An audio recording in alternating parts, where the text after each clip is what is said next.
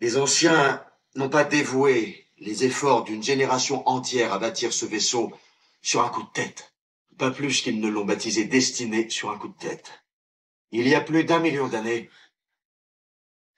les anciens ont découvert une structure complexe, dissimulée au sein même du fond diffus cosmologique. Une structure portant l'empreinte d'une intelligence qui existait déjà, pratiquement dès l'origine du temps lui-même. Et le Destiné a été lancé à la recherche de cette intelligence. Il est impossible de dire si nous sommes proches de la découvrir ou si nous sommes prêts de découvrir ce que les anciens appelaient la destinée de toute chose. Je ne vais pas prétendre savoir quand cela se produira, dans quel système stellaire nous la trouverons, ou en quoi cela pourra modifier notre vision de l'univers. Je sais seulement que le Destiné a pu arriver jusqu'ici. Or, si nous l'abandonnons maintenant, nous ne pourrons jamais revenir.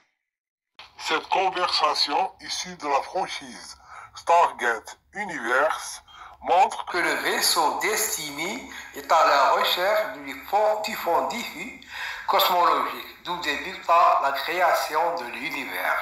Les modèles de Big Bang décrivent un univers extrêmement chaud et dense dans sa phase initiale et rempli de rayonnement.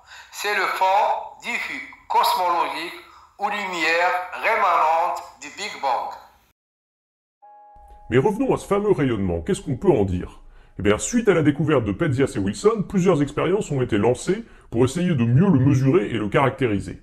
Après quelques détections menées depuis le sol, on décida finalement de lancer un satellite pour aller le mesurer directement depuis l'espace. Le satellite COBE, pour Cosmic Background Explorer.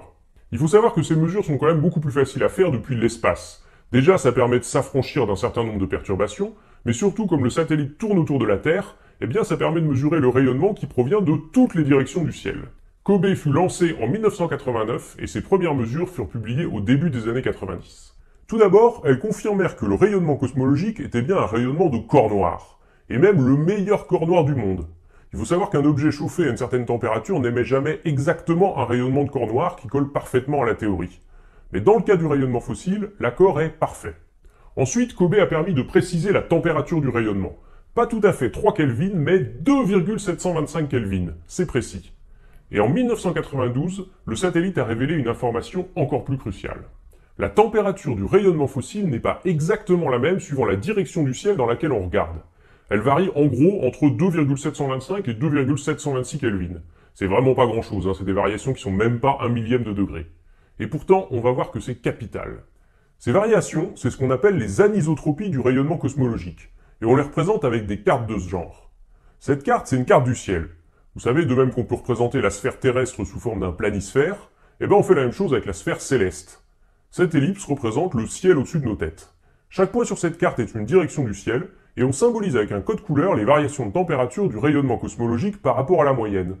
Le rouge correspond à une direction du ciel de laquelle nous parvient un rayonnement légèrement plus chaud, et bleu légèrement plus froid. Suite à la mission COBE, d'autres satellites furent lancés pour essayer d'améliorer la précision de ces mesures d'anisotropie.